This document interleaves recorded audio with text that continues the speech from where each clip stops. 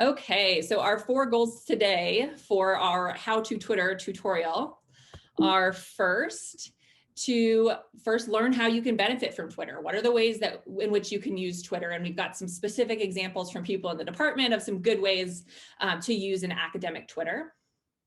You're going to learn how to create your profile, or maybe review your profile. You can ask questions about your profile. You're going to connect with others, maybe people in this room or people outside of this room. And then finally, you are going to tweet. So if you have not tweeted before, today is the day. Okay, so for anyone who has not created a Twitter account yet, I would encourage, while I'm going through the benefits of Twitter, to maybe just go to twitter.com and pull it up and just create an account if you haven't already, because we'll have breaks in here where we're going to be talking about how to tweet, and you might be a little bit bored or lost if you don't actually have a Twitter account. So if you don't already, go to twitter.com and just sign up using your email and just get that going, so this is a more useful thing for you. Okay, so let's talk a little bit about some of the benefits of Twitter, or using Twitter in an academic sense. I think the biggest benefit I've found about Twitter is that it is networking for introverts. So if it's really stressful to you to go to conferences and meet new people and try to put yourself out there, this is a way where you can connect with people in a really low stakes way and interact with people in a low stakes way. I'm the awkward person who is who feels the need to walk up to a famous researcher and say something really weird and feel really awkward. And this is a way that you can follow what they're doing and see what their lab is doing and have something to talk to if we ever get to see each other in person again. I think it's really great for horizontal networking, which is working with you or meeting your peers. So it's a really great place. A lot of grad students are on Twitter at different universities. So it's a really great place to meet other grad students as well, or other people at your level, which is really nice when you go to conferences and you actually know some of the faces there already, and you don't have to start from scratch. I've gotten some different research collaborations through Twitter where people are tweeting about cool projects that they're doing, and ideas have popped up from there, which is fun. You can meet postdoc mentors and other future colleagues on Twitter, and it's a good way to get your name out there. So when you're applying for jobs or for a postdoc position, you can see that person might have your name recognized already if you interact on Twitter. I've also been invited to different conference symposia through Twitter, people finding out about my research on there. It's really great for staying up to date on new papers and debates in the field, especially if you're busy, which I know all of you are, or you're not able to just sit down and open up a journal and read it. This is really helpful for seeing what the new papers are and what the new debates in the field are. It's great for sharing your work and also for sharing others' work. So I'll talk a lot about this, but one of the big things about Twitter is it's a really, at least for academic Twitter, I think it's a really pro-social place where a lot of times you're amplifying other people's work, the things that they're doing. You can share other people's papers and accomplishments. And that really gets you a long way on Twitter, as being someone who's really pro-social and likes to share other people's stuff in addition to your own, and having a balance of that.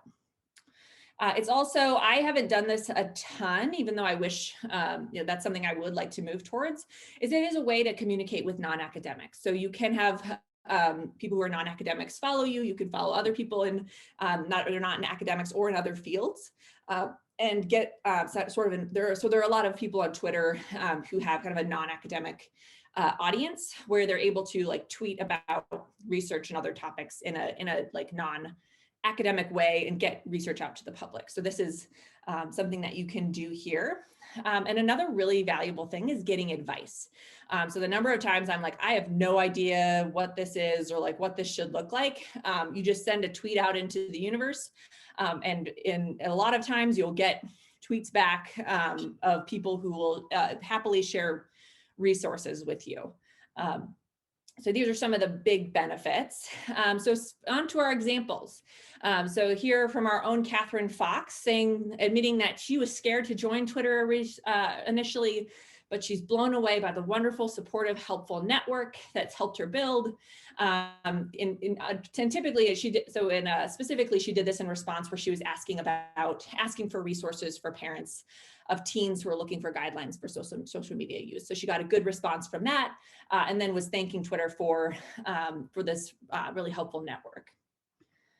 Before this Twitter tutorial, I sent out a tweet saying, please help, what should I tell our wonderful grad students? And got, as you can see here, like 16 responses from people who were like, here's what you need to tell them. And got like links to like open science framework things of other people who have given similar talks before, who were just like, use my slides if you want to, which is like extremely generous and helpful. So I found it to be really helpful in that way. You can get advice. So Catherine had a specific psychometrics question that she had a question on, and then started getting responses from people who were really strong psychometrically to say, here's what you should do about this. Can you compare these means or have the same cutoff? So it's something that you could just throw out a question into the world. Especially, it's really nice if you can also use like a hashtag on something related, and we'll talk a little bit about hashtags later, but it can help you to get advice about certain things. Or if you have a specific person that you want to get a couple of responses from, you can also tag their accounts. If you know that they're like a really strong person in psychometrics, you can like tag them and see if they have an opinion if you want something really direct from someone. It's really great for boosting others' accomplishments, which is, just part of this networking and good academic culture is this kind of pro-social nature where we're boosting up other people, and they can do that to you in return. So for example, there's this ISDP society that I'm a part of was boosting an accomplishment of one of their members. And then, I knew when Kenya submitted her NSF, I sent out a tweet just saying that, I was proud of her for submitting the NSF and good luck to all the applicants. So this is a way that you can put something out. You can tag people, and by tag, I mean these little ats. You can tag their account, and then it will alert them that they got a tag, and will, when people like that, they'll get or respond to it. They'll also get a message that people are congratulating them as well. So it's really good practice to be able to boost other people's accomplishments. Another example from our own Deborah is that Anne put out a tweet about marking 10 years of CSEL. She had a Twitter thread about it. And Deborah didn't just retweet it, which is awesome to just retweet other people's accomplishments. She also added in her own little thing about what she loves about the University of Denver and about Anne DePrince's work specifically in helping with CSEL. So these are some ways that you can use it to help with others or to boost others. So Anne also had a tweet that was sharing a colleague's work. So you can use this to share other people's papers. If you read a really cool paper, you can share that paper. You can share blog posts, editorials. Peter had created a blog post about how to prepare for interviews with potential PIs. So you can use this to just share resources that you've created. And I found that like when I've created like a blog post or a resource, sometimes those are like the most retweeted things because people are really getting good use out of it. Another is sharing different papers. So here's an example of Melissa sharing a really great paper recently, putting that out into the world. She included a hashtag, it's PhD Life, so other people could find this too if they search that hashtag. Our own DU Psychology also has a Twitter. If you're not following it, you should. That tweets different people's research as well. Here's an example of Peter also sharing a paper that he found about COVID-19 and sustaining the pandemic. And here is an example of, again, that organization that I mentioned that highlighted a paper, and instead of just one tweet, just with a link to the paper and a quick blurb, they actually created a Twitter thread, and it's kind of a way of getting past the character limit on tweets. And you can have a thread of like one of, they said N, but however many tweets that you want to be able to describe a paper if you want to go into more detail. And these are really valuable too, especially for sharing your work, so that you can get into a little bit more detail and explain kind of what you think is important about your paper or exciting about your paper. You can also follow different journals, which is really great, and get different new articles that way. You can also learn about things like conferences or other different opportunities. It's really helpful for me to know when conference deadlines are coming up by popping on Twitter, because I follow all of these organizations. And then they can tell you about like when awards are due, for example. This is a great place to find jobs and postdocs. I've seen a lot of things like different types of both academic and non-academic jobs and postdocs tweeted about on Twitter. So it's a really great place to find that. I send all of my undergrads who are interested in RA positions to Twitter, because you can find a lot that way. You can use this to share your own research. So here's an example of Sam sharing some of her research and using some little emojis to kind of draw attention to the tweet, which is really good practice. And then also tagging the journal. And Catherine retweeting one of her colleagues and giving kind of her own spin on what she thinks is important about the research that was tweeted. You can participate in chats. This is not something that I typically do, but some people are really interested. Some groups have different Twitter chats on different topics where people show up live and kind of live tweet things. So you're part of a live conversation. You can also connect at virtual and real conferences. So here's Deborah tweeting about a talk by another student. It's a really pro-social thing to do to talk about a good talk that you saw and tagging them. You can also tag the conference hashtag as well, so that people can click on that link, that ISDP 2020, and find all of the conference related tweets. I find this is really, again, as I mentioned, a great place to meet up with people in real life. In the far future, when we're going to, see people at conferences again, it's a great place to be like, hey, are you going to? I see you're going to this conference. Like maybe we should meet up for dinner or a poster session or something. You can also, I feel like it's a good place to find community. So there are a bunch of different groups, within and outside of academia that you might feel like you want to follow or join. One group that's really good about scheduling different virtual events for like making more connections is this Black and Neuro group. So here they have this like open mic night that they organized, but you can kind of search Twitter in the Twitter bar. And then also you can share things that are not related to academics at all. As Peter mentioned, a lot of times, or somewhat related. I won't say Kim's is not related to academics, because so Kim's here is talking about one of her science heroes here. So she kind of tweeted about that as a way of connecting with other people and sharing an interest that she has. And I just had a cute picture of my dogs, and I just wanted to share that with the world and brighten up people's Twitter timeline. So you can do that as well. And you can kind of decide ahead of time how personal you want to get with your Twitter versus staying more professional. And that's a totally fine personal choice. I found that over time I started like very professional, and I'm starting to get in a little bit more of the personal mode, obviously, sharing pictures of my cute dogs. Great. Yes, I totally agree. We need all the dog content on Twitter. Okay, so next thing we're going to do, create your profile, or at least like review or look at your profile, maybe update your profile. So for your photo in your bio, most people choose to have some kind of like face shot or some kind of shot where you're in it. Some people choose to have some kind of avatar if you're not comfortable showing your face. It doesn't need to be like a professional headshot. Mine isn't a professional headshot of like an academic thing. So choose something that that you really like, that puts your best foot forward, and also don't change it too often, because I noticed on Twitter people have their profile pictures for a long time, and then when they change it, you're like, who is this person? Because you just kind of know people based on their like little face. And it takes me a long time to adjust to be like, all right, that's that person, but they like changed their profile. So don't change it. Like, you know, I feel like back in like, you know, the early 2000 or mid 2000s when it like, you're changing your Facebook photo like every week. Don't do that on Twitter. It's unhelpful for like establishing your identity.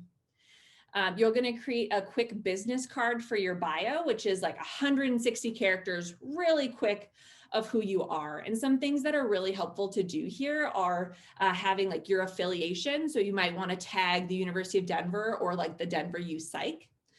Maybe what program that you're in, if you want to put your, you know, in clinical psych, dev psych, ask what you study. So maybe you want really a quick blurb on like what you're interested in. Some people use this space to just talk about fun facts about themselves, which is also totally fine, or also put their pronouns in their bio. So that's a few different options of things that you can put in there. You can also use, there's a one space to link to something. So I link this to my professional website. So if you were a part of this last year, you'll have learned that you should have a professional website. I talked about how important that is. If you can do that, having a link to that professional website is a way that people can find you. Maybe you'd rather have them go to like your Google Scholar profile so they can find your recent research. It's kind of whatever, you have a blank website in there that you can tag to. And then another choice you can have is you have a pinned tweet at the top. So of all of your amazing tweets, you can choose one tweet that you want to pin and it stays at the top of your profile. You know, usually your most recent tweets are all at the top of your profile, but this one you can use one from like years ago that you think is just a really great tweet that you can keep at the top. So for example, here's like a snapshot of mine. Oh, I forgot, you can also have a background photo as well. Totally up to you what you want to do with that. So, you know, you have your picture, you have your name. I put like assistant professor at Denver U Psych and SEED. So you can tag different organizations that you're a part of, studying how stress and relationships affect health. And then I also tagged, some of my, previous affiliations here. So if other people are interested, and like connecting based on like their old places that they've been affiliated with, they can, and then included my pronouns. So again, you can put your location in there if you want to. I don't think you have to. You can link to your website, and then as far as like the pinned tweet, you can do like this pinned tweet here where you're looking at this like academic job market interviewing and negotiation. So this was a blog post that I wrote all about the academic job market, and you can write or you can pin this tweet if it's something that was helpful. So a lot of people I find are still like finding this if they come to my profile and are clicking on it and being like, oh, this is really helpful. I'm glad that this is on your pinned thing. Otherwise I wouldn't have been able to find it because I found you way after you tweeted this. So this is one that I decided to pin on my profile, but you can have something funny. You can have, you know, one of your recent research, whatever you want, you can include on your profile page. Right, so the next thing you are going to do now that you have your bio is you are going to connect with other people. So this is a big part of Twitter, is that connecting or like following and having other people follow you. This is a big part of what we're going to do with Twitter. So you're going to now follow at least 5 accounts while you're in this session. So we're going to pause here and you're going to follow by at least 5 accounts. So I put some options here. So if you wanted to put like Denver U Psychs, Twitter here, a Psych Chatter is another like newer one that kind of retweets a lot of psychology related things. Your professional organizations, if that you're a part of, you know, maybe like for me, I like follow like ISDP, which is the International Society for Developmental Psychobiology. I follow SRCD, which is the Society for Research on Child Development. If there are any favorite journals that you follow, you can look them up. And then you can also follow your friends. So if other people are, you know, everybody in this room now has a Twitter, right? So now you can type their name into that search bar and find them that way. And Twitter, like, you have to know people, well, you don't have to know people's handles, basically. You can like type in their name, and as long as their name is kind of affiliated with their handle, it should pop up. It's really nice also to find people who are, like people that you like follow their research a lot. This is really great to follow them here. Other grad students. It's also great for like non-academic people. So I think like, for example, like this Patricia Cole here, I think she's the senior director of federal policy at 0 to 3. So it's like a good way that I can kind of keep up on some of the things that like 0 to 3 is doing, for example, in the policy realm. So you don't just have to find academics, you can find other people as well.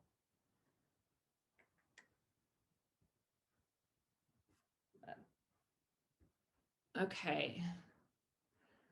Okay, you have a Twitter profile. You're following people. Now, what the heck do you tweet? Some advice I got when I put out that Twitter thing was basically spend a lot of your time, especially if you're really new to Twitter and you just got it.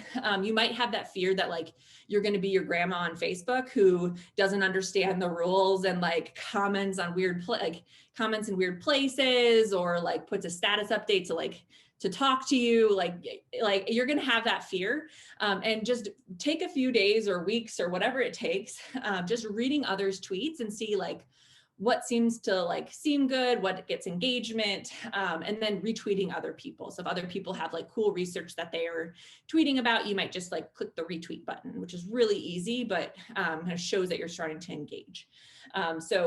Once you start feeling a little bit more comfortable with Twitter and you've watched it enough, then you can start to create those more original tweets.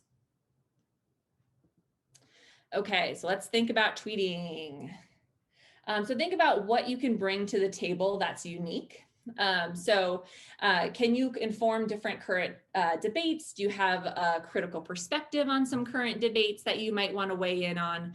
Do you have a unique area of research? Kind of think about some of the ways that you might want to contribute.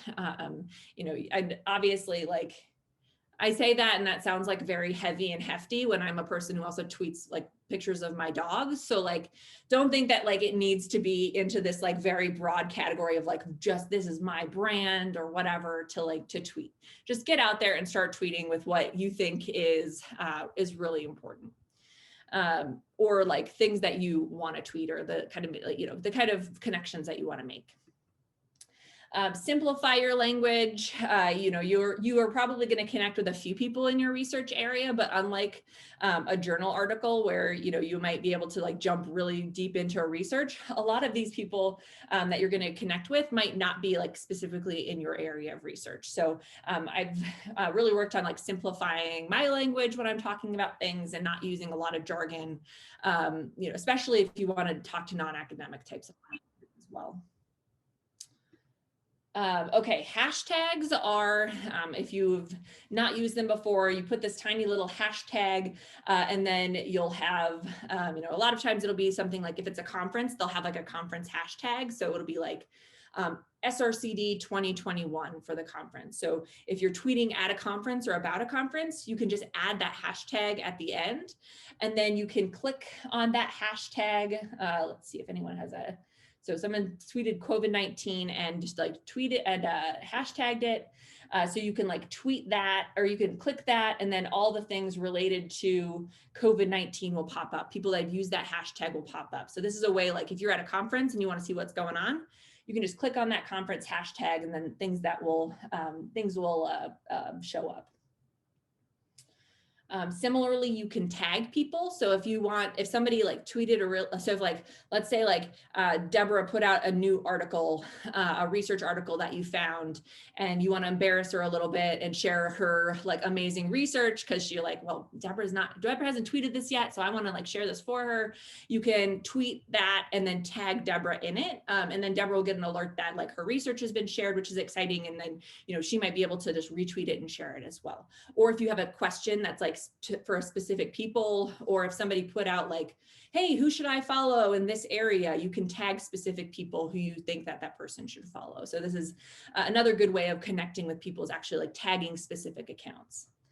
Or if you want like a big group, like if you wanted the SRCD to retweet a job post, you could actually tag SRCD and they might retweet it and get it to a larger audience. So these are some tools you can use. How do I do this?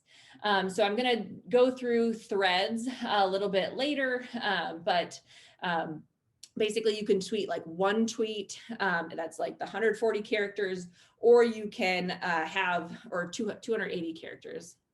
Am I thinking about the old Twitter? I'm just like babbling now. I just kind of follow it. I kind of just watch the little wheel that tells me how many words or characters I have left. So 280 characters. If you want to get past that, you can have a thread of multiple of those 280s. You can do things like you can share images, you can share figures from papers. You can also link to free texts, or you can link to like the actual like the text of a paper. Let's say you had a paper on your website, but your paper was like behind a paywall on Google Scholar. You can put the free text on your website and have like your Twitter link to your website, so you can get that for free. So people can access it for free.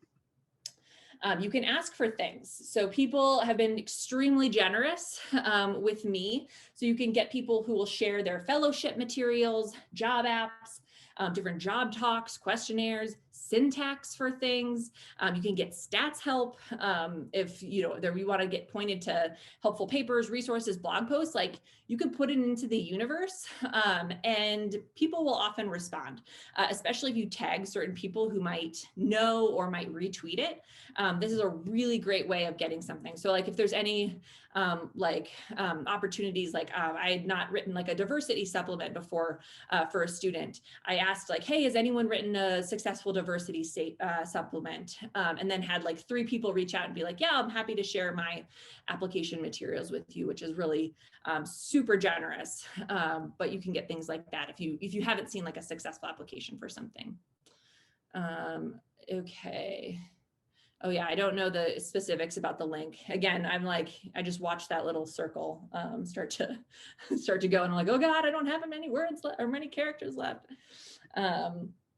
Again, you don't always have to be serious, but you should think about whether you'd be okay with like your future colleagues, your current colleagues, or your employers reading it.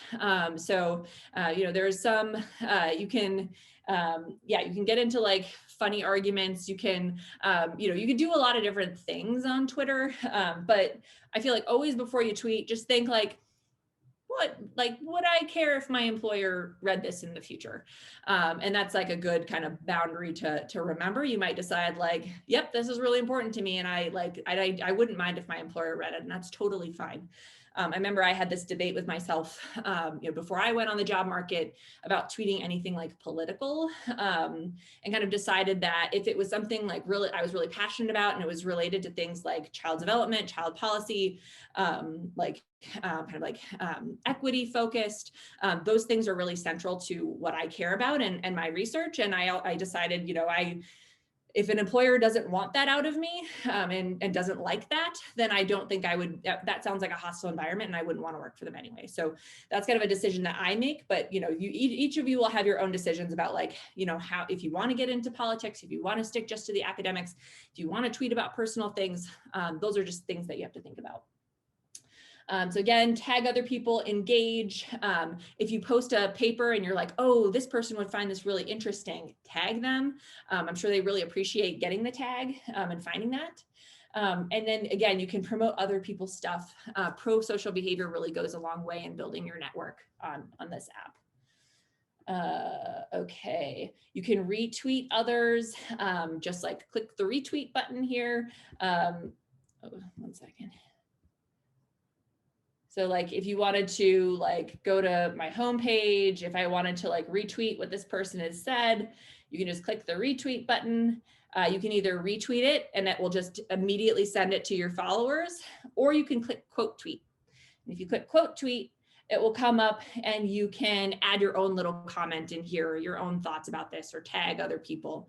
So you can either just like retweet it, or you can add something else, like what Deborah had done earlier with retweeting Anne's tweet about Cecil and then adding her own thing and tagging other people. So those are some good ways to engage. You can participate in Twitter chats. Like I mentioned, I'm not really an expert on that. So if other people have experiences with that, that's good. Another way to increase engagement is people love photos and videos. So, and photos meaning you can add a photo, you can add a GIF, emojis, anything that increases that visual component of your tweets will often increase engagement. It's really great for live tweeting things like conferences, talks, events, different like award shows or political events. One thing I would tell you not to do is to, some people will put, take pictures of like people's slides and post it. I would always ask that person's permission and be like, hey, would you mind if I posted this? Because sometimes at conferences, it's like unpublished data and some people might be uncomfortable with you posting unpublished data. Some people won't care, but I would always just ask and be like, hey, is it okay if I post that? Yeah, some people are sensitive about it. So it's just good kind of practice, which is also why I asked people in this if I could use their tweets, because some people might not want me to share something like that. I would encourage you to keep your profile public. So you like, unlike like a private Facebook profile or Instagram profile, if that person isn't like already following you, if you put your Twitter private, people can't see your tweets. And maybe when you go on the job market or something, you want to make it private, that's okay. But I would encourage you to like keep it public if you want to have that engagement. Yeah, so this is also a good way to find others to meet. So there are the groups on Twitter, like the 100 Days of Writing group. They will like write for like 100 days straight, and have like a community around it and have different like virtual writing groups that you can join, which is really cool. And then this is also a great place to, again, meet up at conferences someday, maybe in the future in person. So you can use this as a virtual way to like really facilitate actual connection with people. So here is how you tweet. So you go to this little tweet box, and here is where you will enter in all this. So when I was talking about that little circle, let's say I am Jenna and I will tweet about my cute dogs. You see here, this little circle starts to fill up, and that will show you how close you are to your character limit of 280 characters. So if you have, if you're posting like a link or something, some of those things will partially count towards your limit. But yes, and then you can say like @ and then if you wanted to tag somebody here, you could do like, let's see who had someone in the chat. Okay, then you could do like dev sci bio, and then you could like tag someone. And then here's some options here, like if you wanted to add a picture from your computer, you could tweet that, or you could grab that. Here you can add GIFs. You can go, into their, they have ones that are like predetermined, or you can search, you could put in like, something that's related to how you're feeling or the cute dogs that you're going to tweet. Here you could add emojis. You can also do like a Twitter poll if you want to. That's going to be level 2. We're not going to talk about that today, but you could do things like a Twitter poll if you wanted to get people's ideas about certain things. Oh, and you can also, I think this is for scheduling tweets, but I'm usually pretty impulsive and just want to get my tweets out into the universe. So I think this is for scheduling tweets. Okay, yeah, so this will send, if you wanted to send, if you're like, I don't have time to sit down once a day and like do like a couple of tweets, you could like sit down and do your tweets for the week if you wanted to do that. So that's totally up to you, and it'll just send out at another time. And then once you're done, you can click tweet. So everybody get ready, get those bios out there.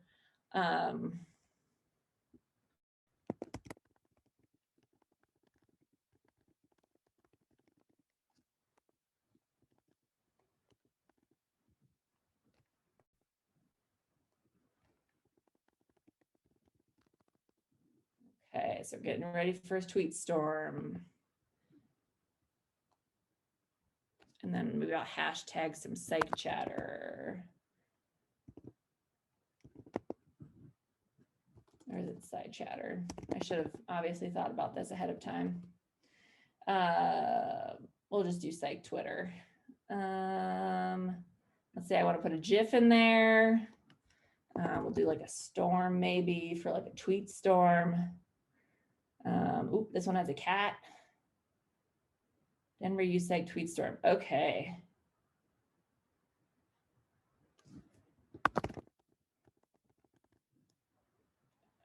So now I'm going to tweet it out for the world. Great, and it should now pop up at the top of my, oh man, all of my Twitters. Great, so now I've got a tweet that is posted that is a cat and a storm. And all of you, I see some notifications, so I see that you're probably starting to get those out there. All right, yep, see, I see Melissa has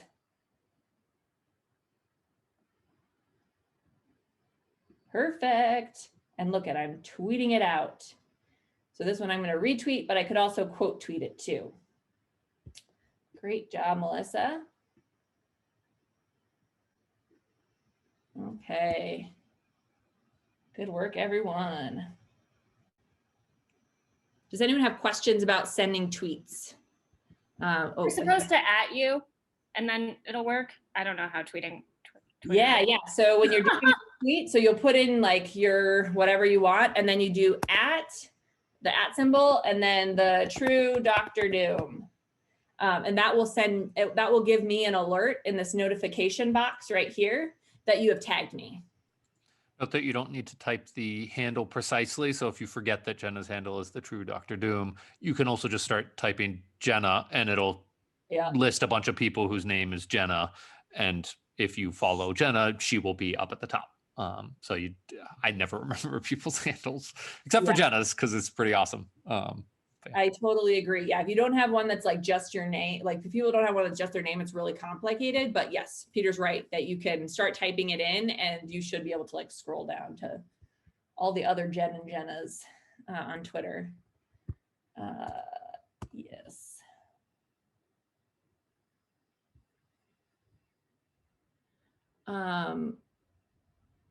It's okay. You can sound awkward. That's part of Twitter. We're getting out the grandma tweets right now. You know, you got to start somewhere, and then we're going to move. We're going to be super smooth at some point. Yeah, there are other like apps where you can schedule tweets or like do certain things. Like there are a lot of other apps that help you with Twitter. I don't really use any of them, but you can do that if you wanted to like schedule out some tweets for the week. Or if there was like an event on a certain day that you wanted to do. Okay, so I'm going to keep going so I can make sure we get to the Twitter thread. So again, you could just try retweeting others. If someone's sharing a recently published paper, just click that little retweet button and I'm sure they'll appreciate it. You retweeting it. You can congratulate people. You can retweet their announcements, say some nice stuff. You can start sharing original content once you get comfortable. And then we'll quickly go through what a Twitter thread is so you can see what that looks like. So again, like I mentioned, engagement will be slow at first. You know, maybe you want to go on Twitter for like 5 to 10 minutes a day, retweet a couple of things just to get comfortable and start connecting with other people. That's totally fine. It's going to take a while, I promise. But if you get going, you know, the more people that you can connect with, the more helpful this is going to be for you. Again, think before you tweet. Sarcasm is really hard to read on Twitter. FYI, I'm a very sarcastic person and I must avoid sarcasm because it gets me in trouble. I think I sent out like some kind of sarcastic Twitter poll and like got so many responses that were like, why would you ask that question? I was like, this was a sarcastic thing that I said that did not go over well and I apologize. I'm stupid. So that's going to happen. You're going to avoid any kind of aggressive or passive aggressive posts. Use it for good and not evil. Academia is a small world. So you don't want to get a reputation for having like really aggressive tweets. You can disagree with people for sure, but just kind of watch the type of language that you're using, because if you're not in person, it is harder to interpret what people are going to say. Remember your audience. It might be more academic at first, but if you want to start trying to reach a more lay audience or non-scientific audience, maybe think about that before you're tweeting, what types of tweets you might want to have, be respectful, kind of decide how much you want to share about your personal versus professional life. But again, your goals might be shift over time. So you might talk a little bit more about personal things once you get going, for example. So you can complain about things. I certainly complain about things on Twitter, but I try to mix it with things that are more pro-social, where I'm like retweeting other people and talking about science. So you don't want to have like your entire Twitter be just like complaining. If you have certain complaints or things that you disagree about academia, it's totally fine. You can say those things in a way that's like respectful and productive. Absolutely. But yeah, I think mixing it in with so those kind of other types of goals can be really helpful. Read and think before you share. Don't just like blindly retweet things. Make sure you read it first. Can be really helpful. You don't want to get caught retweeting something that you're like, oh crap, what was I thinking? I talked about this again, and then get permission before posting. Like if you are like a group photo or something, maybe be like, is everyone okay with me tweeting this photo out? Just to get permission from people. Always think about what a future colleague or hiring committee might think. I have not really been harassed. I've gotten some weird comments on Twitter, but not really been harassed. In general, I think the guidance is like, don't respond, don't feed the trolls. Use the block button. If somebody is being annoying or you just don't want to listen to them, you can mute them or block them, and that is totally fine. That is your right. It is social media. No one has the right to harass you on social media. So don't be ashamed to use the block button. Use it liberally if you need to. If it's more serious, we do have a DU Media Relations office, or really reach out to me or another trusted advisor to decide whether to handle it or how to handle it or escalate it. So I do want to say that, it's mostly a pro-social place in my experience, but it is not always. You may be targeted for any number of reasons. You should not have to put up with that abuse. And if Twitter's not the place for you, that is totally fine. If you're like, this isn't worth it, that's okay too. But I do want to just mention that. Okay, quick thing on a Twitter thread. So now that you've tweeted, you know how to tweet. This is just stringing together multiple, so many notifications, so exciting. Here's an example of I'm like, oh my gosh, usually I wake up and I'm like, oh God, what did I do? But here I know what I did. Here's an article that Drew sent me this morning that looks really interesting, related to our class. So I'm going to copy the link to it. I'm like, oh, this is really cool. My followers will be really excited about this article. So you might say like new article in Adeb Psychopathol. And then you can put the link in there. And you might say, and it depends on how lazy I get. Sometimes if I'm feeling really lazy, I'll just copy something like from the results section and put quotes in there. If I've really read an article and I'm really into it, I might like have my own thing to say, or if it's my own article, I might rephrase it in my own words.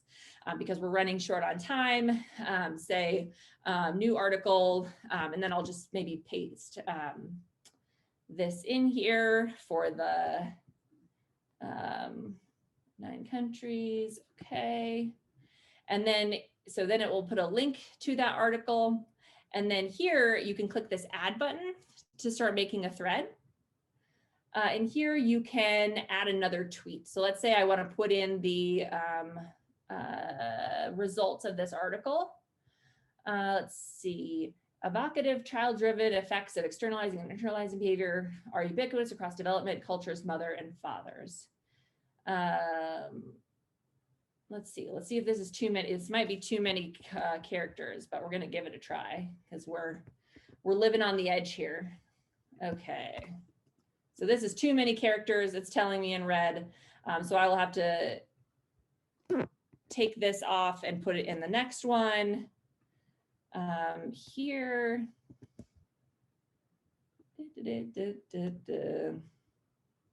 Great. So here you can have like multiple ones where you're talking about the results.